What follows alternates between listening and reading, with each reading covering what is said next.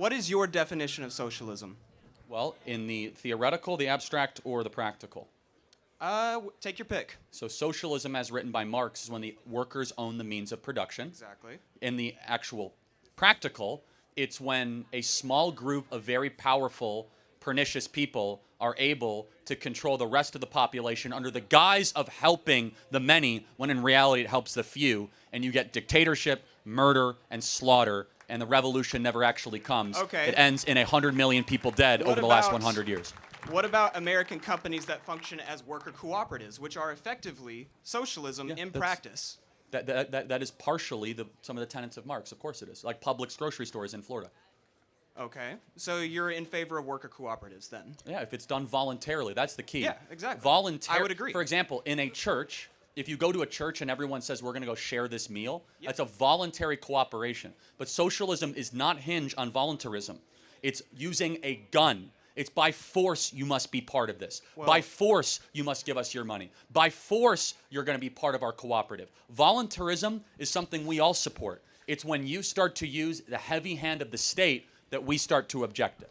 I agree. I'm not here to defend Cuba, China, the USSR, or any of that. Or Vietnam, or no. Laos, or Cambodia, or Rhodesia, or Zimbabwe. So basically, if we can agree that voluntary worker ownership of the means of production, if they so choose, okay, it can work. It also can fall apart.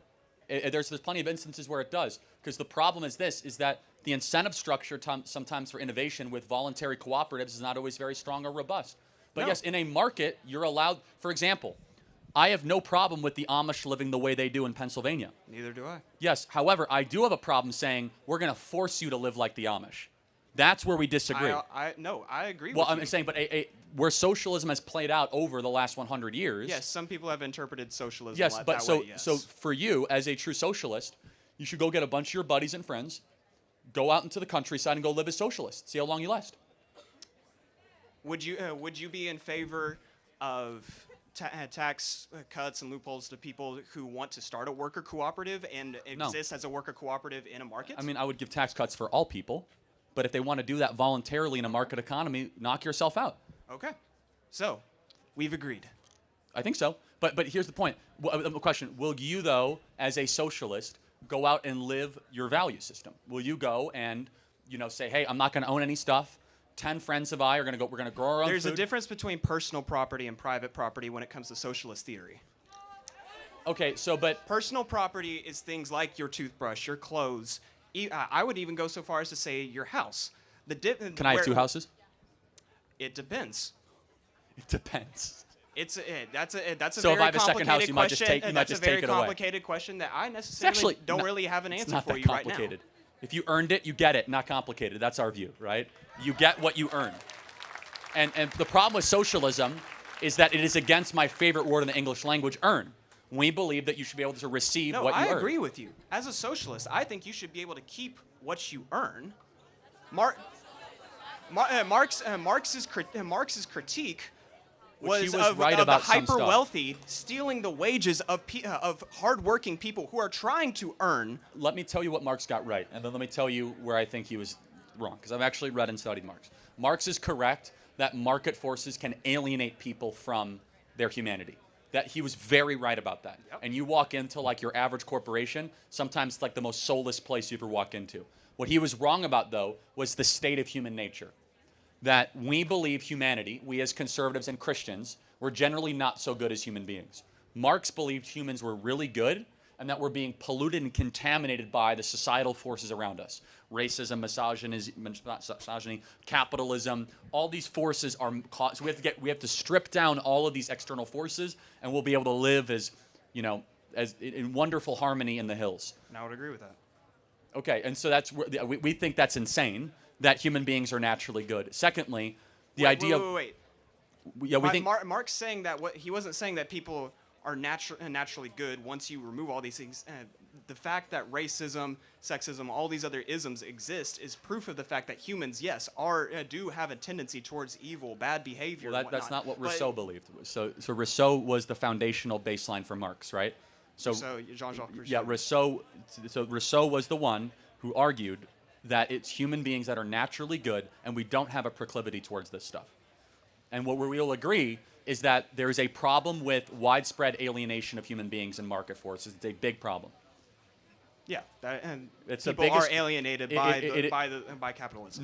But not definitionally. Some people find a lot of purpose in their work, though. That's where I disagree with Marx. Sure. Is that some companies are able to create robust environments where people are happy and they're connected. It's not a fault of the system. It's a fault of some applications that happen in the system. Okay, then we just disagree on our interpretations of Marx. So then. I guess the final question, though, is you, as a socialist, can you point to a single time where this theory worked? The Zapatistas in Mexico in 1991 when NAFTA went into effect. How long did that last? To this very day. It is still a region today. And they don't own anything? They collectively own their property. Okay, I have to look at that example. I mean, I would point to the Zapatistas. Rojava in Syria is an autonomous zone that has existed autonomously in spite of the Syrian civil war that's been going on there. And again, I would point to American and other businesses in other countries that function as worker cooperatives. That's socialism at work. Granted, they are in a capitalist. We would say it's voluntarism. Yeah. They are in a capitalist market. How do you reconcile the Soviet Union, Chinese Communist Party, Pol Pot? How do you reconcile the failures of socialism the last 100 years? I just disagree with their interpretation of socialism. I don't think that you should wield authoritarian power in order to force people into socialism. So here's what we believe, and we'll close on this. Every time it will be tried at scale, a very bad person will assume control under the guise of socialism and become a permanent dictator. I disagree with the at scale. I would argue that our modern library systems are also examples of socialism. Wrong. You literally come. Someone's in charge. I can literally walk into Hodge's library over here, check out a book for free, and they trust me to come first bring of all, it back. It's not free. Someone paid for that book. It's called the taxpayers, so it's not free. The building has to be built. Someone has to pay for the plumbing and pay for the electricity, pay for the heating. Someone has to pay for the workers. Number two, if there is a disagreement within the library and you steal the book, what happens?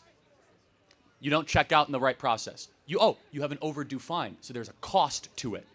You see, the library is actually a very capitalist system because if you don't rewind the old VHS there's some tapes... librarians who say that overdue fines actually don't even work and they don't even provide really good incentive nevertheless, for people they to bring still back exist. their books. But the point, if you would say the library is a hallmark of socialism, the librarian is still in charge. I'm going to get to the next question. Thank you very much. Appreciate for your time. Thank you. I'm a UVM student. I was talking to you before. I'm sure you noticed that. But I'm going to try to keep this simple. Heckling, yes.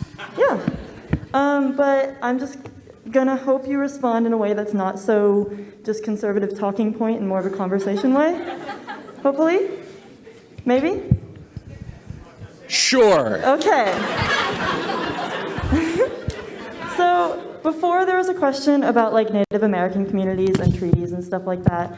And you were talking about how historically Native Americans have been kind of like screwed over by the US government and stuff like that. Don't you think that history will impact how Native Americans live today and make it more difficult to succeed in America? Don't you think that would influence that? Well, I suppose a question I'll ask back at you. We've made tremendous accommodations, such as sovereignty of Native American land, an entire department of the federal government dedicated just solely to that. Do you recognize that there's been great efforts to try to accommodate that? I recognize those efforts, but obviously they haven't worked. So why haven't they worked? Because it's either not enough or the way that we're doing it is, like, we need to treat it more as an equity thing instead of just saying, oh, it's a culture, instead of blaming it on people's, like, individual working and, change it societally and help them in a way that actually matters. So you do know that there's universal health care at Native American reservations, right? Yeah, but it's not very good because they don't have access to... Because it's socialistic. No. They have universal health care in plenty of European countries, and it works just fine. The flaws with the Native American... So I'm curious, how did Vermont's experiment in universal health care go? I'm not from Vermont, so I don't know these things. I didn't hear your response. Say that again. I'm not from Vermont, so I don't know these things. I moved here like 2 months ago. Yeah, I still can't hear what you said. Say it one more time. You're wearing a mask. It's kind of hard. Can you say it again? I moved here like 2 months ago. I'm not from Vermont, so I don't know these things. Right. So Vermont tried single payer. They had to abolish it. It was a total disaster. So look, I think the best way to help Native American communities is to help all people through empowerment and education. Instead, we tried a heavy-handed government approach of intervention of the Bureau of Native American Affairs, of universal health care. And if you want to go see a socialist dystopia, go to a Native American reservation. Maybe you have. Maybe you worked on Native American reservations before. I've been to plenty. They're depressing. They're government addicted, unfortunately, in more ways than one. They're very, very corrupt. And this is something I want to ask you. Would you self-identify as a socialist? Is that fair to say? Yeah. Okay. Ish. I'm not a liberal. I'm more social. I'm okay. Socialist and liberal are different words, and I think conservatives confuse that a lot. They're completely different things. Okay. Okay. No, we don't. So I'm just curious, as someone who would say you're a socialist, what would be a country you think works well that's a socialist country? There are no socialist countries right now. There are no has there ever been a socialist country? Truly socialist? No. Okay. So your worldview is on something that's never existed and currently doesn't exist? Is it a bad thing to be like pro-change? Okay, so just so we're clear, yeah, the type of change you're advocating is horrifying. But so it's never existed, doesn't, and so I would say Venezuela, Cuba, North Korea, formerly Vietnam, the Soviet Union, those are not and were not socialist countries? The disastrous effects in those countries were directly contributed by U.S. intervention. There were multiple coups done by the CIA in those countries. So let's take, hold on, guys, hold on. I'm just curious. And so how on earth did Fidel Castro taking over Cuba have anything to do with U.S. intervention? There was plenty of sanctions. Economically, Cuba was completely cut off. There was no. They tried to assassinate him plenty of times. There were so many things. The fact that they're communist. Yeah. We had what to do with that? We didn't have anything to do with that. But after a communist regime took over, they had a. Yeah. So let me ask you another. So first of all, Zimbabwe was not communist. Burkina Faso, Thomas Sankara. Say that again. Thomas Sankara, Burkina Faso. Before he was assassinated, he was actually How about Mugabe? He wasn't a communist? How about Joseph Stalin? He wasn't a communist? He called himself How about Mao Zedong? He wasn't a communist? Yeah. Pol Pot? Plenty of terrible people have called themselves plenty of different names. North Korea, so you get to be the judge. Got it. Right. So I just want to make sure we complete the point. You believe in something that doesn't exist, has never existed, and even though the people that call themselves the things that you believe, you say they weren't really that, which is the most important point. Socialism is always judged against an impossible utopia, and they judge markets against a reality. And here's the truth of the matter. That markets, which you enjoy comfortably in Western society, is the most proven affluent creating machine in human history. And I would just challenge you to do one thing. Please stop believing in a utopian nightmare and start looking at things around you that are good, that are true, that are beautiful, that work, and are consistent with the natural law. You'll be a much happier person if you do that. You said socialism is non-American, so what do you think is pro-American? Well, let's define what socialism is, right? Socialism is the government confiscation of private property. It tends to be the rule of the few, not the many, even though they profess to say it's the rule of the many. But the American, let's just say, economic tradition is private property rights, markets with proper restraint, entrepreneurship, the ability to flourish, trade, create new products. Socialism disincentivizes almost all those things. Socialism is built largely on envy and greed.